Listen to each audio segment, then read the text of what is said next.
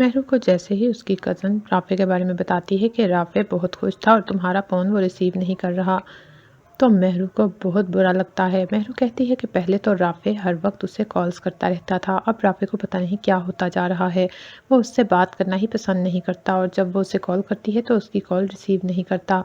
इसी दौरान राफे की कॉल आती है, महरू रिसीव करती है तो राफे कहता है, मैं तुमसे मिलना चाहता हूँ। महरू कहती है कि मैंने भी तुमसे मिलना है, मैं तुम्हें कॉल्स करती हूँ, तुम मेरी कॉल रिसीव क्यों नहीं करते। राफे कहता है, मैं तुम्हें इसका जवाब मिलकर दूंगा। महरू कहती है, ठीक है, तुम घर आ जाओ। राफे कहता है, नहीं, तुम आ जाओ क्योंकि अम्मी इस वक्त घर पर नहीं हैं और अगर मैं वहाँ आया तो खाला पूछेंगी कि मैं क्यों आया हूँ और मसले मसाइल पैदा होंगे, इसलिए तुम घर आ जाओ। महरू कहती है, अच्छा ठीक है, मैं थोड़ी देर तक आती हूँ। महरू घर में अपने बहाना बनाकर राफे के घर चली जाती है और साथ में अपनी अंगूठी भी ले जाती है। उसे मालूम होता है कि राफे अब उस पर शक करने लगा है और उससे पीछे हट रहा है।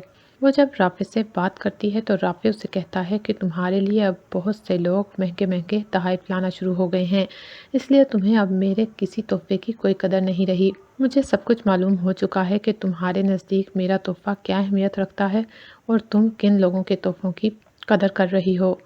महरू कहती है, ऐसी बातें क्यों कर रहे हो, मैं जानती हूँ तुम शाहनवाज के बारे में बात कर रहे हो, वो खुद ही आ गया था, मैंने उसे नहीं बुलाया था और अगर उसने महंगा तोहफा दिया तो इससे मेरा कोई ताल्लुक नहीं। और तुम्हें किसने कहा कि वो तोहफा मुझे अजीज़ है। राफे कहता है, मैं जानता हूँ कि तुम उस तोहफे के सामने मेरे तोहफे की तुम्हारे नज़दीक क्या वैल्यू होगी, और वैसे भी शाहनवाज अपने आप तो नहीं आ सकता, तुमने उसे इनवाइट किया होगा, उसे तुम्हारी बर्थडे का मालूम कहाँ से हुआ, जब तक तुम नहीं बताओगी दूसरे को कैसे पता चलेगा कि तुम्हारी बर्थडे कब है।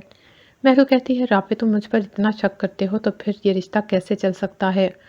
ठीक है, अगर तुम्हें लगता है कि हमारा ये रिश्ता नहीं चल सकता और तुम्हें ऐसा महसूस होता है कि हमारे दरमियान कोई और आ गया है या तुम्हें लगता है कि मैं किसी और से मिलती हूँ, तो फिर ये रिश्ता बिल्कुल भी नहीं चल सकता। मैं ऐसे शख्स से शादी कैसे कर सकती हूँ जो मुझ पर एतबार ही ना करता हो, जबकि ये रिश्ते सिर्फ एतबार पर ही कायम होते हैं। महरू कहती है, ठीक है, मैं तुम्हारी रिंग वापस कर दूंगी, बल्कि रुको, मैं पहले ही जानती थी कि तुम्हारे दिल में मेरे बारे में बातें आ चुकी हैं, इसलिए मैं रिंग लेकर ही आई थी। वो अपने बैग में से रिंग निकालती है और राफे को दे देती है। वो कहती है, ऐसी मंगनी का कोई फ़ायदा नहीं जिसमें एतबार ना हो, और मुझे अब तुम्हारे साथ रिश्ता कायम रखने में कोई दिलचस्पी नहीं है। राफे कहता है, तुम इसी वजह से ये सब बातें कर रही हो कि तुम्हारी ज़िंदगी में कोई और आ चुका है। महरू कहती है, ठीक है, अगर तुम ये समझते हो तो ऐसा ही सही, लेकिन मुझ पर इल्ज़ाम लगाने से पहले ये सोच लो कि तुम किस तरह की बातें कर रहे हो। कहीं अगर ये बातें गलत हुई और मुझ पर तुम बहतान लगा रहे हुए तो अल्लाह को क्या जवाब दोगे। महरू ये कहकर वहाँ से चली जाती है और राफे देखता रह जाता है। वो सोचता है कि जब महरू उस लड़के से ताल्लुक़ रखे हुए है, उसे अपनी बर्थडे पर इनवाइट भी किया और उससे गिफ्ट भी ले लिया इतना महंगा, तो फिर वो इस तरह की बातें क्यों कर रही है। वह सोचता है कि अब महरू वाकई पहले जैसी नहीं रही, वो बहुत बदल चुकी है।